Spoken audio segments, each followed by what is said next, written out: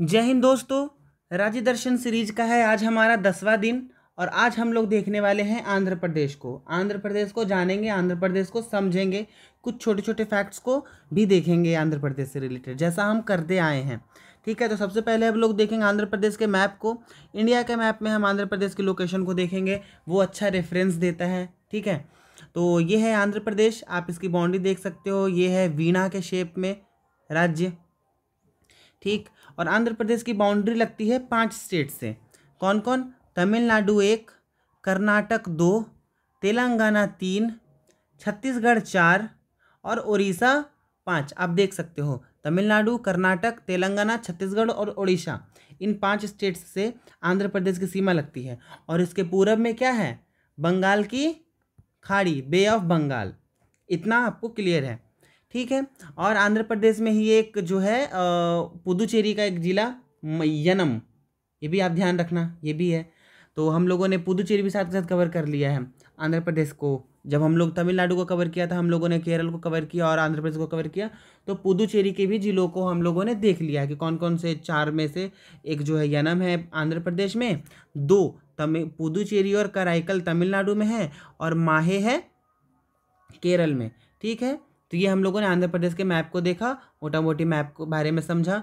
और आंध्र प्रदेश को ना पहले जब तेलंगाना नहीं बना था तब आंध्र प्रदेश को 3 पार्ट्स में डिवाइड किया गया था, वो फिजियोग्राफिकली।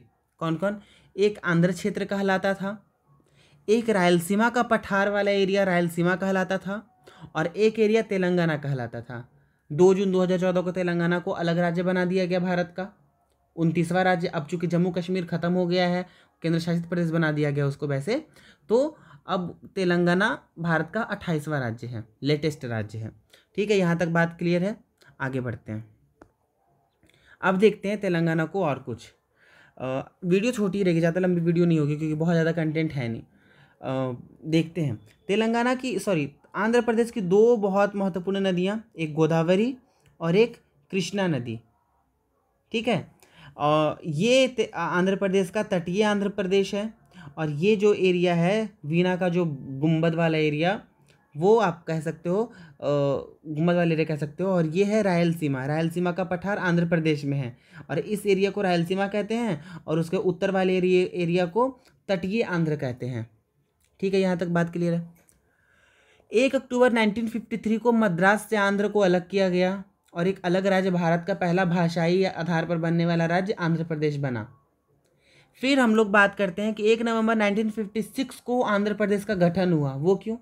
तो हैदराबाद जो कि तेलुगु भाषी क्षेत्र था और आंध्र तेलुगु भाषी क्षेत्र था, इन दोनों को मिला करके 1 नवंबर 1956 को एक राज्य गठित किया गया।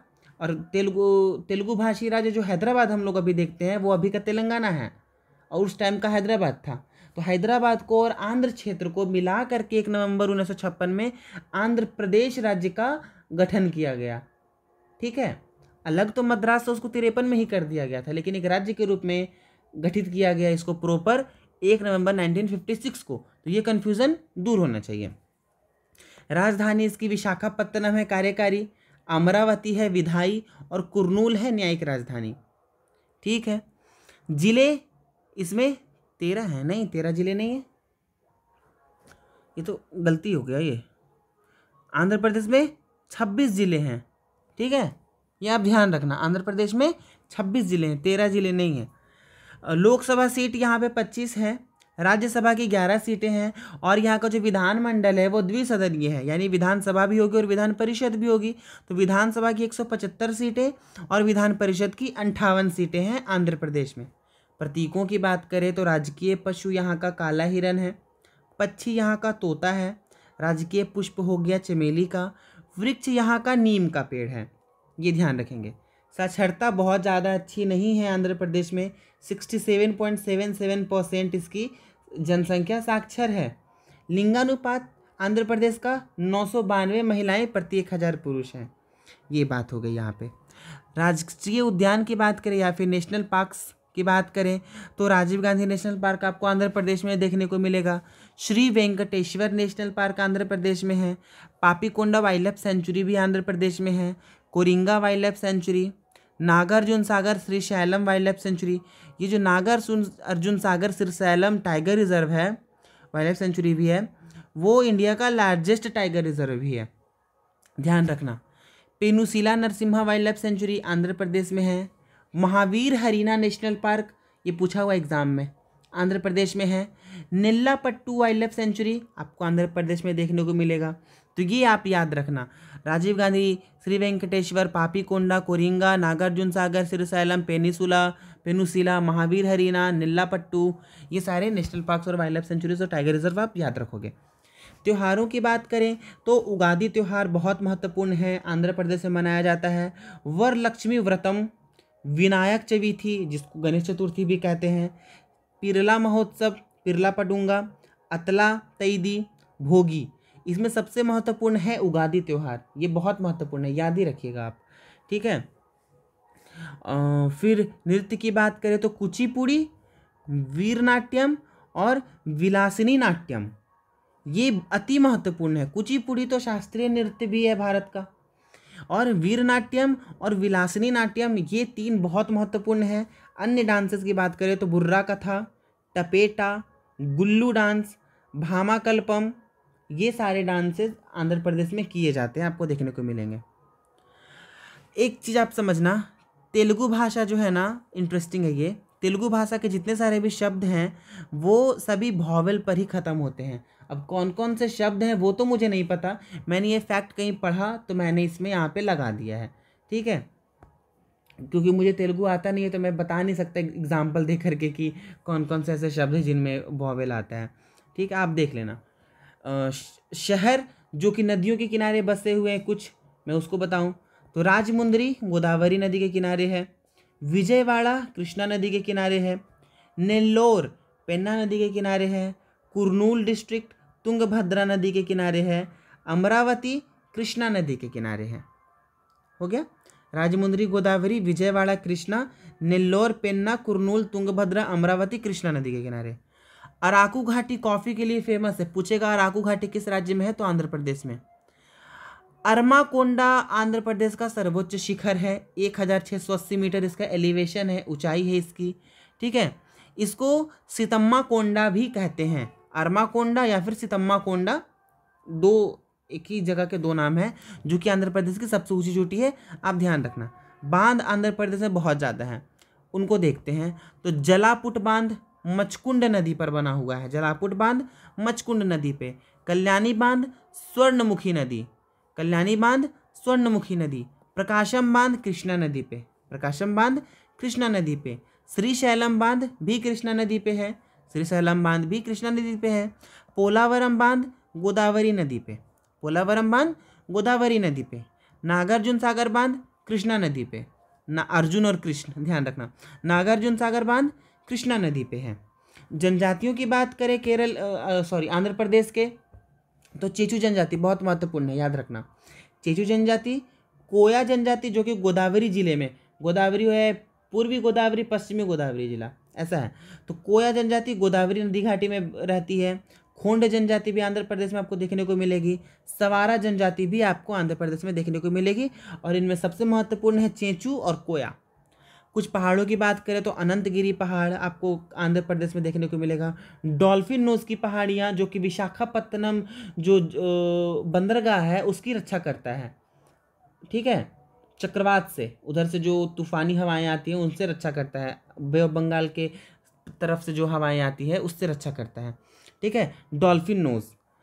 एर्रामाला हिल्स, नल्ला मलाई, ये भी ध्यान रखना आप, नल्ला मलाई हिल्स, तिरुमाला पर्वत और पालकोंडा पर्वत, और भी बहुत सारे पर्वत शिखर हैं आंध्र प्रदेश में, इन सबको लेकिन महत्वपूर्ण है ये सब, तो इनको याद रखना। अनंतगिरी, डॉल्फिन नोज, एर्रामाला, नल्ला मलाई, तिरुमाला, पालकोंडा, इनमें डॉल्फिन नोज और नल्ला मलाई आप याद ही रखना, जुबान पे रखना। तेलुगु भाषा को इटालियन ऑफ द ईस्ट कहा जाता है, मतलब पूर्व की इटालियन भाषा, तेलुगु को ऐसा दर्जा दिया गया है। जलप्रपात की बात करें तो कोथापल्ली वाटरफॉल, चचेरा वाटरफॉल, पेपेरा लिखा हुआ है, चचेरा, पोपेरा waterfall, Talakona waterfall, Mallela waterfall, ठीक है। तो फिर थाटीगुड़ा वाटरफॉल, कुंतला जलप्रपात ये महत्वपूर्ण है, काइगल जलप्रपात महत्वपूर्ण है, नागलपुरम जलप्रपात महत्वपूर्ण है, और एक रंपा झरना महत्वपूर्ण है आंध्र प्रदेश का। कौन कौन? कुंतल जलप्रपात, काइगल जलप्रपात, नागलपुरम और रंपा झरना आंध्र प्रदेश में फेमस है, आप याद रखना। सोमलीला बांध एक नया है पेन्नार नदी पे, हम लोगों ने बांधों की बात की तो सोमलीला बांध एक एक्स्ट्रा मैंने बताया कि पेन्नार नदी पे है। झीलों की बात करें तो कोलेरू लेक जो कि एक रामसर स्थल भी है, कोलेरू झील। पुलिकट झील आंध्र प्रदेश और तमिलनाडु की सीमा पर है पुलिकट झील, ये ध्यान रखना आप। कंबम झील आंध्र प्रदेश में, हुसैन सागर झील आंध्र प्रदेश में, दुर्गम चेवरू झील आंध्र प्रदेश में, मेलावरम, ओक झील, श्रीशैलम झील, ठीक है, ये सारे झील आंध्र प्रदेश में आपको देखने को मिलेंगे। कौन कौन? कोलेरू, पुलिकट, कंबम, हुसैन सागर, दुर्गम, मेलावरम, ओक झील, श्रीशैलम झील। मंदिरों की बात करें आंध्र प्रदेश के तो वेंकटेश्वर स्वामी मंदिर या फिर इसको तिरुपति बालाजी मंदिर भी कहते हैं, तिरुमाला में है, चित्रकूट डिस्ट्रिक्ट में। चोल वंशियों ने बनाया था किसको? तिरुपति मंदिर को। वन ऑफ द रिचेस्ट मंदिर है डोनेशन के द्वारा, मतलब ऐसा मंदिर जिसमें डोनेशन बहुत ज़्यादा दिया जाता है, तो इनमें बहुत ज़्यादा डोनेशन दिए जाने वाले मंदिरों में से एक है ये वेंकटेश्वर स्वामी मंदिर या फिर तिरुपति मंदिर। वराह लक्ष्मी नरसिंह मंदिर एक है, कहाँ है? शेषचलम पहाड़ी में। कौन जिले में? तो विशाखापत्तनम जिले में। इसको सिंहाद्री मंदिर भी कहते हैं। किस मंदिर को? वराह लक्ष्मी मंदिर। मल्लिकार्जुन मंदिर है, 12 ज्योतिर्लिंगों में से एक, इसको श्रीशैलम मंदिर भी कहते हैं, कृष्णा नदी के तट पर है मंदिर ये। सातवाहन तथा विजयनगर के द्वारा इसको संरक्षण मिला हुआ था, किसको?